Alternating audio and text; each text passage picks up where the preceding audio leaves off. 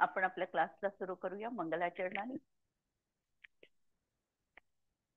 वंदितु संवसिद्धे ध्रुवमचल मनोभमं गदिं पत्ते वोच्छामि समय पाहुड मिनमो सुदकेवली बणिदम् नमस्समय साराय स्वानुभूत्या चकासते चिस्वभावाय भावाय सर्वभावांतरच्छिदे. अंतिम शासन नायक 1008 भगवान महावीर स्वामी की जय. द्वादशांगो श्रुत देवी की जय. स्वाध्याय कक्ष संपेपर्यंत आपणा सर्वांना चतुर्विध आहाराचा त्याग असणार आहे. काल आम्ही गाथा बघत होतो. ज्ञेयापासून ज्ञान पृथक आहे. ज्ञेय आणि ज्ञान यांच्यामध्ये ज्ञेय ज्ञायक संबंध आहे, परंतु तादात्म्य संबंध नाही. ज्ञेय आकार सहित वेगळं आणि ज्ञानाचा आकार स्वतःच निज स्वक्षेत्र.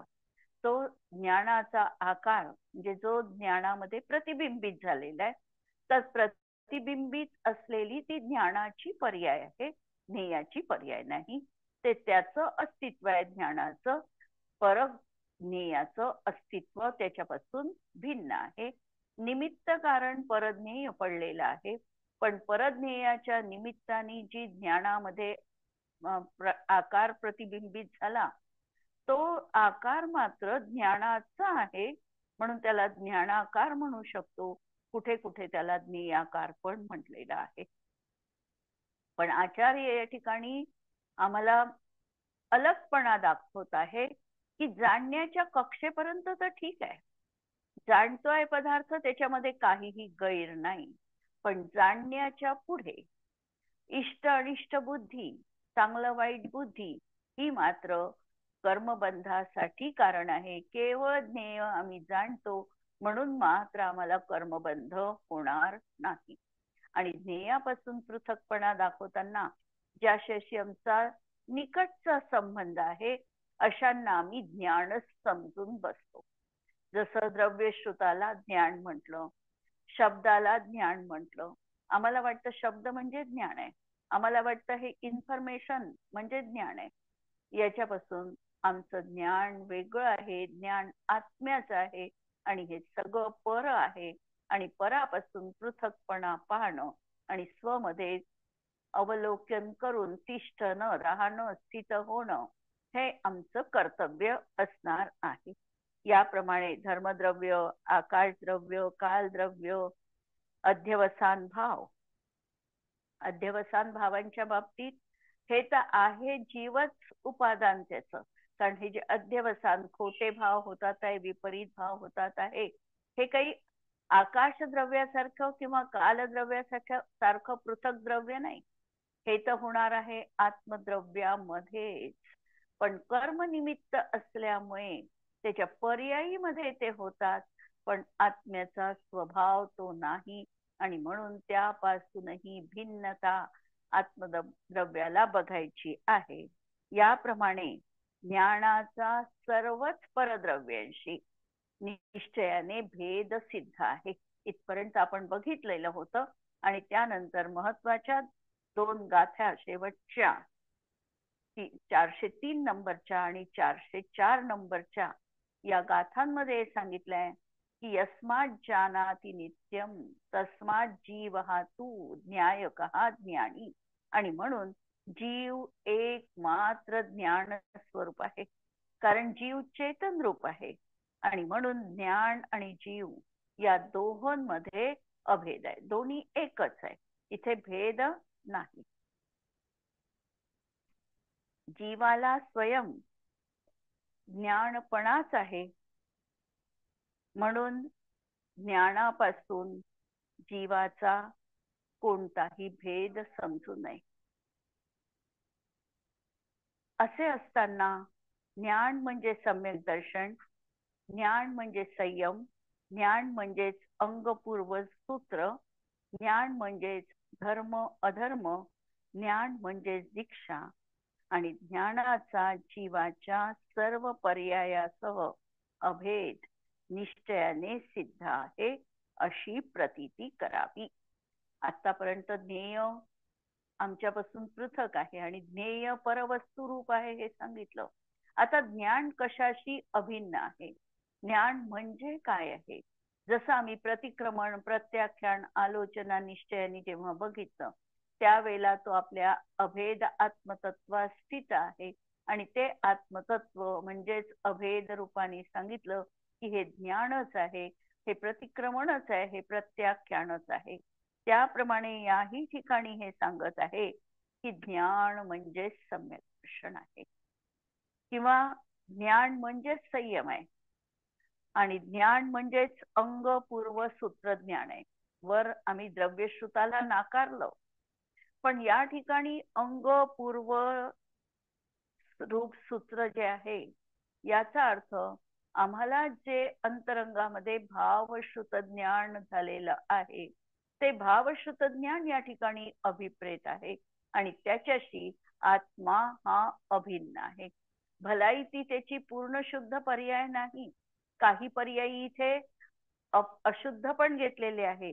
जसं इथे धर्म अधर्म म्हटलं तर धर्म अधर्म म्हणत असताना द्रव्य नाही घ्यायचं, या ठिकाणी धर्म अधर्म म्हणत असताना पाप पुण्य हा देखील जीवाशी तावत्कालपर्यंत अभेद रूप असणारा भाव आहे किंवा संयमाचा भाव म्हणजे जीवाच्या स्वभाव रूप पर्यायी आणि विभाव रूप पर्यायी.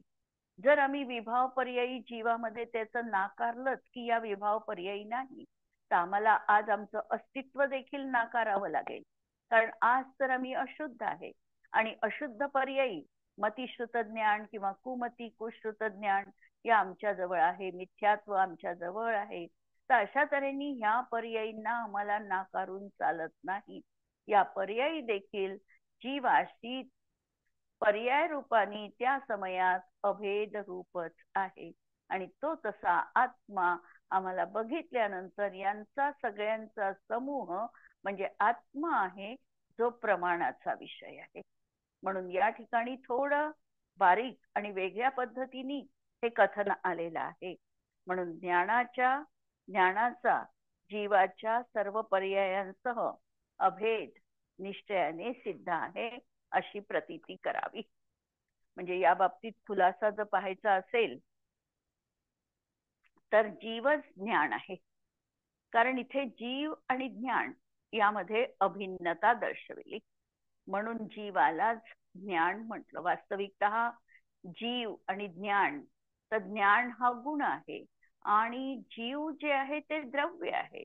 कथनचित यामध्ये भिन्नता आहे, भिन्नता आहे, पृथकपणा नाही. लक्षात घ्या शब्द, अन्यत्व आहे पण पृथकत्व नाही. पृथकपणा म्हणजे सर्वस्वी दोन अलग गोष्टी असणं, इथे पृथकपणा. जसं पुस्तक आणि आत्मा यामध्ये पृथकपणा आहे, पण आत्म्याचा जो ज्ञान गुण आहे तो म्हणजे जीवाच्या ठिकाणी असलेलंच क्षेत्र आहे. म्हणून याच्यामध्ये ज्ञान आणि आत्मा यामध्ये कथनचित अन्यत्व आहे, वेगळेपणा तर आहे. संज्ञा वेगळे आहे, लक्षण वेगळं आहे, प्रयोजन वेगळं आहे, म्हणून भिन्नता पण आहे. पण पुस्तकासारखी भिन्नता नाही. पुस्तक पृथकपणाने भिन्न आहे आणि हे अन्यपणाने भिन्न आहे. म्हणून अशा तऱ्हेने जीवच ज्ञान म्हटलं. पुढे जीवाला सम्यक दर्शन म्हटले. आता इथे विचार करणे की सम्यक दृष्टी जीव हा आत्मा आहे की नाही आहे, तर आपण म्हणणारच आहे की सम्यक्त्व म्हणजे आत्माच आहे, कारण आत्म्यालाच सम्यक्त्व गुणाची प्राप्ती होते. श्रद्धा गुणाचा समीचीन पर्याय हा आत्म्यातच प्रगट होतो. म्हणून जर आम्ही विचारलं की सम्यक दर्शन म्हणजे आत्म्यात आहे की आत्मा आहे की नाही आहे, तर त्याचं उत्तर आम्हाला द्यावं लागेल आत्माच आहे. म्हणून सम्यक दर्शन आणि आत्मा परत अभेद विवक्षेने बघितलं तर एकच आहे. प्रत्येक ठिकाणी नळ लावावा लागतो आणि नळ लावण्यात आम्ही किती कुशल आहो यावर आमचं सगळं वाचन अवलंबून आहे. जसं आता वरच्या याच्यामध्ये द्रव्यश्रुताला ज्ञेय म्हटलं, पण खाली लगेच अंगपूर्व ज्ञानाला ज्ञान म्हटलं, आत्मा म्हटलं. मग आम्हाला असं वाटतं की एकीकडे एक नाकारलं आणि दुसरीकडे तर तेच सांगितलं. पण असं नाही, तिथे वेगळी विवक्षा आहे आणि या ठिकाणी वेगळी विवक्षा आहे. आत्मा पूर्ण ज्ञानानंद स्वभावी आहे आणि तो ज्ञानानंद स्वभावी आत्मा म्हणजे त्या समयात ज्ञानाचं ज्ञेय बनला, अनुभव आला की मी हाच आहे, अशी जी प्रतीती झाली. आणि याला सम्यक दर्शन म्हणतात.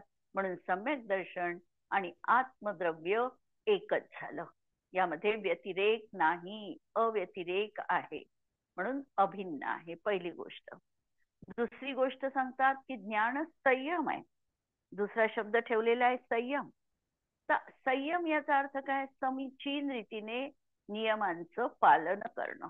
आता जेव्हा आम्ही बाह्य समीचीन रीतीने पालन करणं हे बाह्य अपेक्षित लावतो, त्यावेळेला आम्ही म्हणतो की 5 इंद्रिय आणि मनाच्या विषयावर नियंत्रण ठेवणं किंवा 5 स्थावरकायिक आणि रसकायिक जीवाची विराधना न करणं, याचं नाव आहे संयम. म्हणजे एक झाला इंद्रिय संयम आणि दुसरा झाला प्राणी संयम. इंद्रियांना नियंत्रित ठेवणे म्हणजे 5 इंद्रियांच्या विषयांची प्रवृत्ती नियंत्रित ठेवणे आणि मनाला देखील नियंत्रित करणं, हे झालं इंद्रिय संयम. आणि 5 स्थावरकायिक आणि रसकायिक जीवाची विराधना न करणं, हा झाला प्राणी संयम. हे कशाने कथन झालं? हे तर व्यवहार कथन झालं. आणि निश्चयाने जर बघितलं तर आत्मा आत्मस्वरूपामध्ये रमण करतो, हाच त्याचा संयम गुण म्हटल्या जातो. म्हणजे इथे सम्यक दर्शन पर्याय, संयम पर्याय यांनाही आत्मा म्हटलेलं आहे.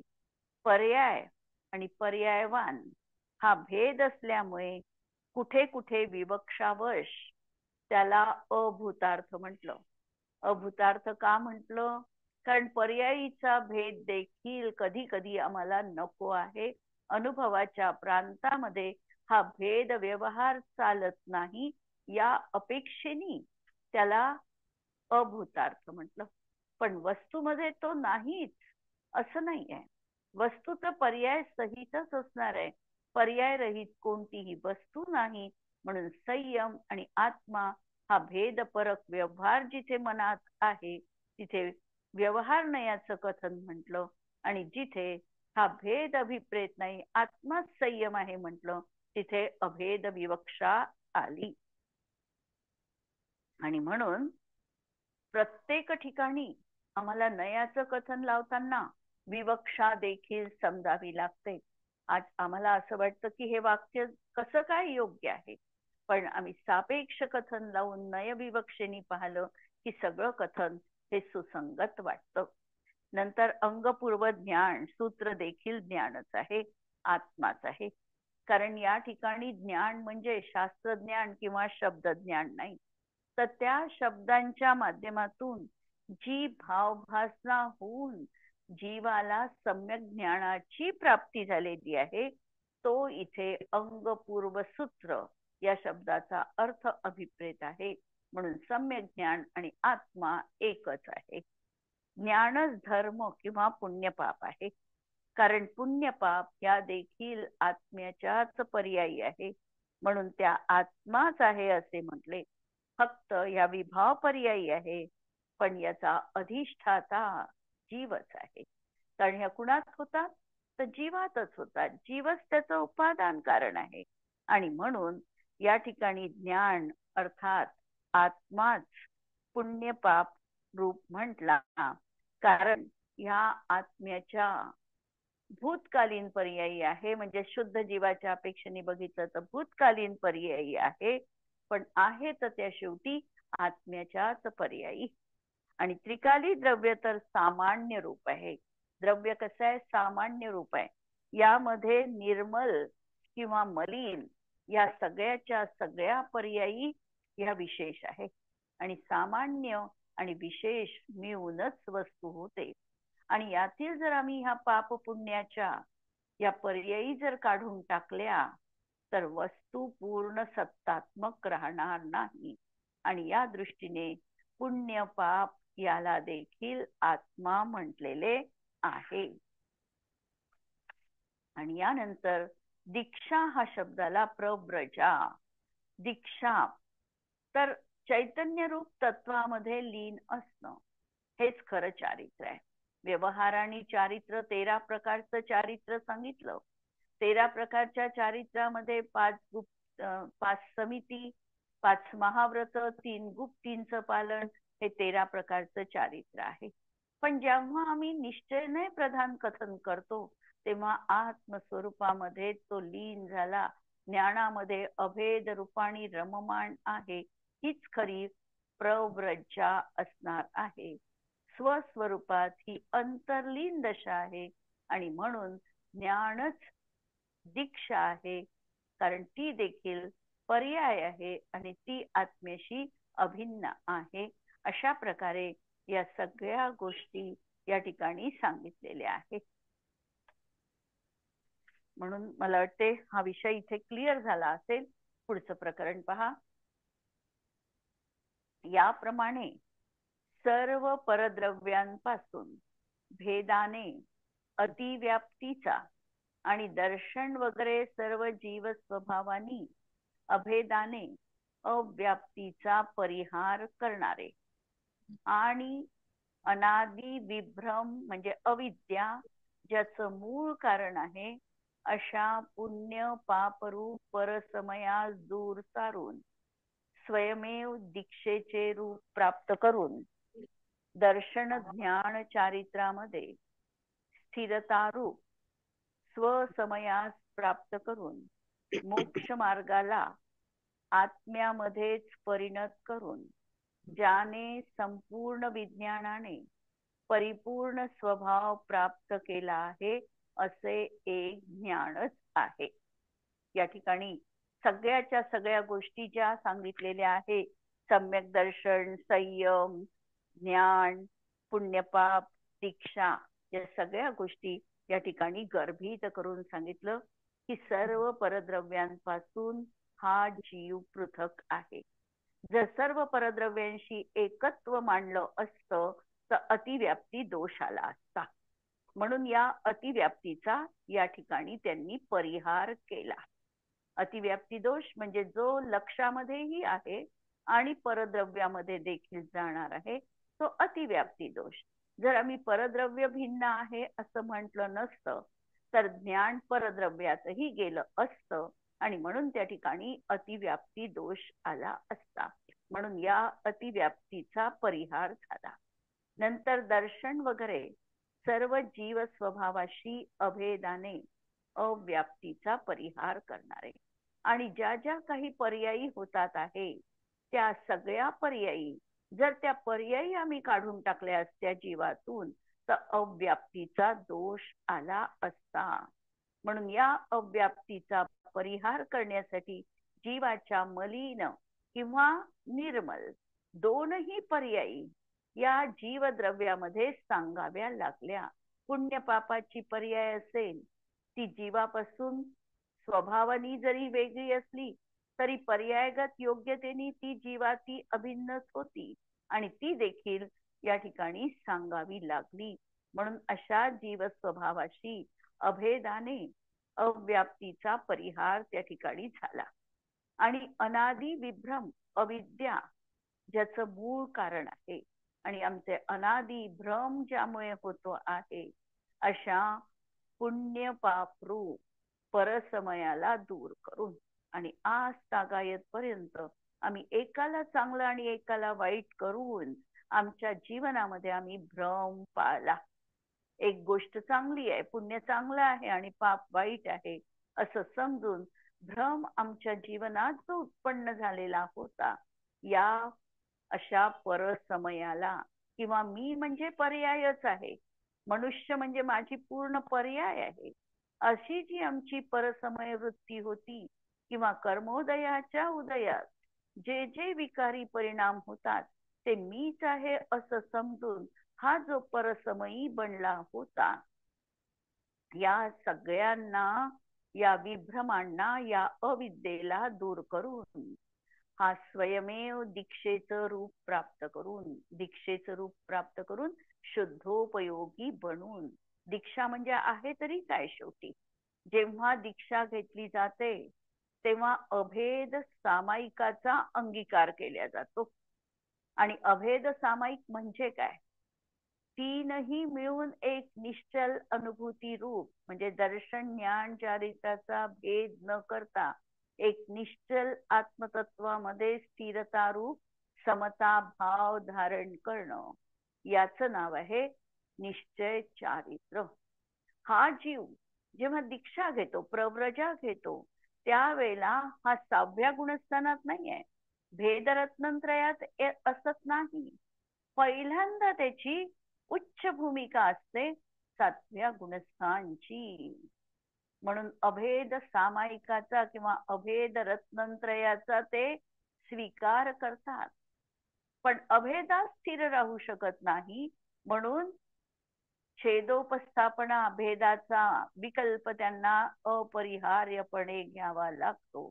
आणि म्हणून या ठिकाणी हे सांगितलं की स्वयमेव दीक्षेचं रूप प्राप्त करून शुद्धोपयोगी बनून दर्शन ज्ञान चारित्रामध्ये स्थिरता रूप स्वसमयास प्राप्त करून. आणि आम्ही दुसरी गाथा बघितली होती की दर्शन ज्ञानामध्ये जो स्थित आहे तो स्वसमयी आहे, आणि जो कर्म प्रदेशामध्ये स्थित आहे तो परसमयी आहे. इथे सांगितलं हा की तो स्वसमयी बनला. आणि एक वाक्य परत या ठिकाणी लक्षात घ्या, आमच्या अनुषंगाने इथं शास्त्राची भाषा झाली. आमचा जेवढा काळ शास्त्र अध्ययन, देवपूजा या सगळ्या गोष्टींमध्ये जात असेल, समजायचं आजच्या भूमिकेत आमचा हा स्वसमय आहे. आणि जेवढा आमचा भाव विकथा टीव्ही पाहण्यात, आरंभ उद्यम करण्यात जातो, तो सगळा आमचा परसमय आहे. हे आम्ही आमच्या दृष्टिकोनातून समजायचंय. आम्हालाही स्वसमय म्हणजे रत्नत्रयामध्ये स्थित असणे हाच निश्चय आणि स्वसमय आहे. पण जोपर्यंत साधता येत नाही तोपर्यंत या व्यवहार भूमिकेला आम्हाला सोडता पण येत नाही किंवा सोडू पण नये. आणि म्हणून याला देखील आम्ही आत्ताच्या भूमिकेत स्वसमय म्हणू शकतो. असा हा स्वसमय प्राप्त करून मोक्ष मार्गाला आत्म्यामध्ये परिणत करून, हा जो रत्नत्रय रूप आहे हा मोक्ष मार्ग आहे. आणि मोक्ष आत्मेची आत्यंतिक शुद्ध अवस्था. तर हा मोक्ष मार्ग कशामध्ये आम्ही परिणत होणार आहे, मोक्षामध्ये परिणत करून, ज्याने संपूर्ण विज्ञानाने परिपूर्ण स्वभाव प्राप्त केला आहे. आणि संपूर्ण त्यांनी आपला स्वभाव आता प्राप्त केला. असं काय आहे तर ते एक ज्ञानच आहे. अशा तऱ्हेने ग्रहण त्यागाने रही. आणि आता आत्म्यामध्ये मला हे ग्रहण करायचं, मला याचा त्याग करायचा, माझं जे आहे ते मी ग्रहणच केलेलं आहे, ते मी सोडूच शकत नाही, त्याचा त्याग होऊच शकत नाही. आणि जे त्यागरूप आहे, जे मी कधी ग्रहणच केलं नाही, ते मी जीवनात कधीही त्रिकालवर्ती मी ग्रहण करू शकणार नाही. अभेद्य असा विश्वास, अकाट्य असा विश्वास अंतरंगामध्ये आमच्या जाणीवपूर्वक निर्माण करायचा आहे. पहिल्यांदा तर भूमिका आमची रटून रटून आम्हाला तो पाठ आमच्या जीवनात फक्त कंठस्थ करायचा आहे. आणि एकदा कंठस्थ झाल्यानंतर तो अनुभूत निश्चित होणार आहे. म्हणून पहिल्यांदा तर कार्य आमचं हे करायचं आहे की समयसार मधले काही जे काही असे वाक्य आहे हे आम्हाला कंठस्थ व्हायला पाहिजे. म्हणजे की हा ग्रहण त्यागाने रहित साक्षात समय सारभूत परमार्थ स्वरूप एक शुद्ध ज्ञानच केवळ अवस्थित आहे. माझं स्वरूप कसं आहे तर असं माझं स्वरूप आहे असे पहावे. म्हणजे पहावे याचा अर्थ स्वसंवेदन करावं, ज्ञानाने प्रतीतीमध्ये घ्यावं, अनुभवाने लीन व्हावं. अशा तऱ्हेची ही वृत्ती आहे. भावार्थ पहा. सर्व परपदार्थांपासून भिन्न आणि आपल्या गुणपर्यायांशी अभिन्न. इथे हे महत्वाचं डिनोट करायचंय की आतापर्यंत आम्ही शुद्ध पाहत होतो, पण या ठिकाणी आपले गुणपर्याय, मग त्या पर्यायी मलिन आहे की शुद्ध आहे, हा भाग गौण करायचा या ठिकाणी. जे गुण आहे आणि ज्या गुणांच्या पर्यायी आहे, या सगळ्या मिळून एक द्रव्याचं अस्तित्व आहे. आणि हे माझं द्रव्य परद्रव्यांपासून अत्यंत भिन्न आहे. म्हणून सर्व परपदार्थांपासून भिन्न हे म्हणत असताना जे आत्ता ज्ञेय सांगितले, या ज्ञेयांना आठवा. या सगळ्यांपासून मी पृथक आहे. नंतर आपल्या गुणपर्यायांशी अभिन्न असे ज्ञान एक दाखविलेले आहे, एकाकार रूप आहे. म्हणून अतिव्याप्ती आणि अव्याप्ती नामक लक्षणाचे दोष यामध्ये येत नाही. कारण की आत्म्याचं लक्षण उपयोग आहे. उपयोगामध्ये ज्ञान प्रधान आहे. तो उपयोग अन्य अचेतन द्रव्यामध्ये नाही, म्हणून तो अतिव्याप्तही नाही. म्हणजे लक्ष सोडून परपदार्थामध्ये, अलक्ष म्हणजे परपदार्थ, अलक्षामध्ये तो गेला नाही. आणि आपल्या सर्व अवस्थेमध्ये तो व्यापून आहे, म्हणून अव्याप्ती दोष नाही. लक्षभूत पदार्थांच्या सर्व भागात न आढळता काही भागातच आढळतो असं नाही, आणि म्हणून अव्याप्ती दोष देखील येत नाही. या ठिकाणी ज्ञान म्हटल्याने आत्मा समजावा, म्हणजे अभेद विवक्षा आहे. अभेद विवक्षा असताना आत्मा आणि ज्ञान यामध्ये भेदच मांडलेला नाही, आणि म्हणून ज्ञान म्हणा की आत्मा म्हणा एकच आहे. कारण अभेद दृष्टीने गुण आणि गुणी यामध्ये प्रदेश भेद नसल्याने अभेद आहे. म्हणजे जे गुणांचे प्रदेश आहे तेच गुणी म्हणजे द्रव्याचे प्रदेश आहे. द्रव्याचे प्रदेश पृथक आणि गुणाचे प्रदेश पृथक असा भेद इथे नाही. प्रदेशामध्ये अभिन्नता असल्यामुळे या ठिकाणी अभेद आहे. मग आम्ही जर प्रश्न विचारला की द्रव्य आणि गुण भेदरूप आहे की अभेदरूप आहे, हा जर प्रश्न विचारला तर याचं उत्तर आम्हाला द्यावं लागेल की यामध्ये कथनचित भेद आहे आणि कथनचित अभेद आहे. पर्याय आणि पर्यायवान याच्यामध्ये कथनचित भेद आहे, कथनचित अभेद आहे.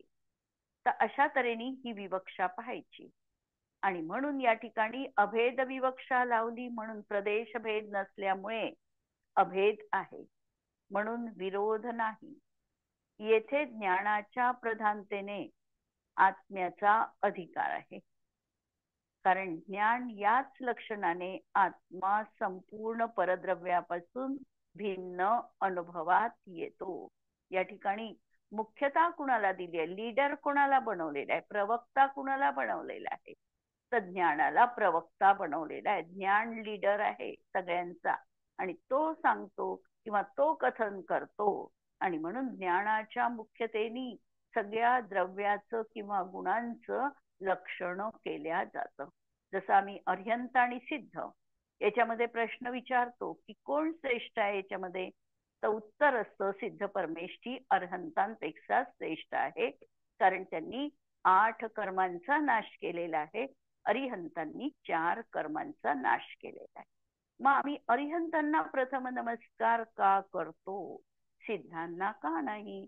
कारण सिद्ध परमेष्ठीचं स्वरूप देखील कोण दाखविणार, तर अर्हंत परमेष्ठीच्या दिव्यध्वनीच्या माध्यमातूनच आम्हाला सिद्ध भगवंतांचं स्वरूप कळतं. म्हणून ज्यांनी स्वरूप आम्हाला दाखवलं त्याला प्रधानता देऊन प्रथमतः आम्ही वंदन त्याला करतो. गुरु गोविंद दोनों खडे काके लागू पाय, गुरुदेव की बलहारी, गुरु की बलिहारी देव स्वरूप बताय. गुरु बलवान आहेत, महत्वपूर्ण आहे, कारण त्यांनी देवांचं स्वरूप आम्हाला कथन केलेलं आहे. अशा तऱ्हेने या ज्ञानाला या ठिकाणी प्रथम अधिकार दिलेला आहे. जरी आत्म्यामध्ये अनंत धर्म आहे, तथापि त्यापैकी दुसरा कोणताही धर्म छद्मस्थांना अनुभव गोचर नाही, की ज्याचे द्वारा जीवाची किंवा आत्म्याची ओळख व्हावी. काल जसं आम्ही बघितलं की सगळे गुण हे निर्विकल्प आहे. एक ज्ञान गुणच असा आहे की ज्ञान गुण स्वयं तर निर्विकल्प आहे, पण त्याची पर्याय मात्र सविकल्पात्मक आहे. ती आम्हाला भेद करून पृथक करून वस्तूचं स्वरूप योग्य रीतीने प्रतिपादन करते. आणि म्हणून आम्हाला श्रद्धा गुणाचंही ज्ञान हे ज्ञानाच्या माध्यमातून झालं. चारित्र्याचंही कथन हे ज्ञान गुणांनी केलेलं आहे, किंवा सर्वच गुण ज्ञान गुणांनीच आम्हाला समजलेले आहे. म्हणून त्याचं कथन करून छद्मस्त जीवाला ज्ञानी आत्मेची ओळख कशी पटावी. अर्थात पटणारच नाही.